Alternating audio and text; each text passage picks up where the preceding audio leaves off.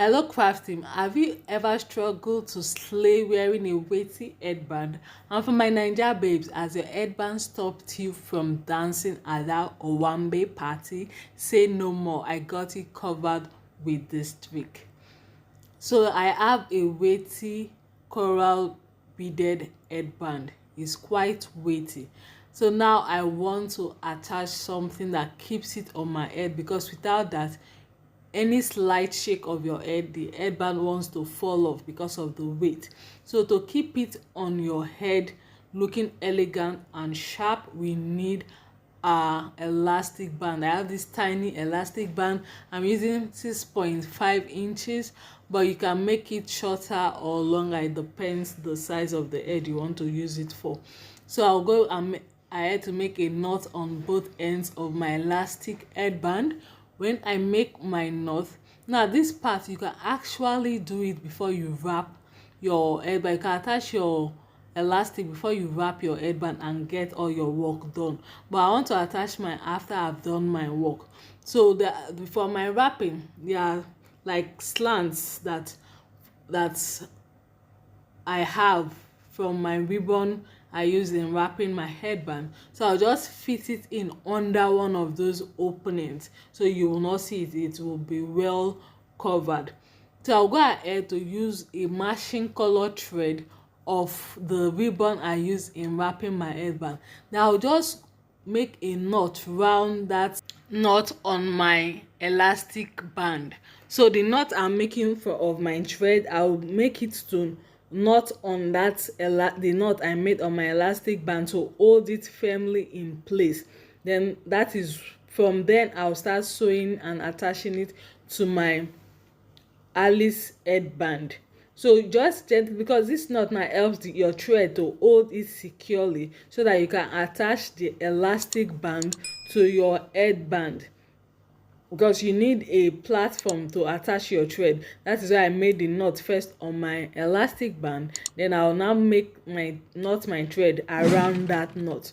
So I'll fit it in under one of those openings I told you earlier. Then I'll start sewing and attaching. The way I'm sewing, I sew to ensure that it wraps that knot, the elastic band knot, so it keeps your thread is firm. Then when I've done that severally, I will now use my needle to pick a bit of the ribbon underneath the one I'm using to sew and attach, so that it holds firmly to my headband. So just listen carefully as I put my elastic band underneath one of those openings. I'll first of all go round that knot I made on my elastic headband several times, after which I'll start picking the ribbon underneath that elastic band, so that it will hold it firmly in place.